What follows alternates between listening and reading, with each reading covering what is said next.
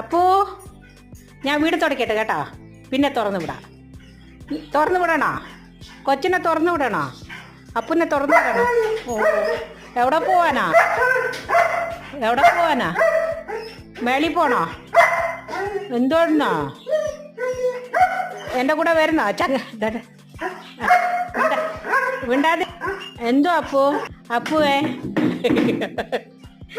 അപ്പുവേ, Appu, Appu,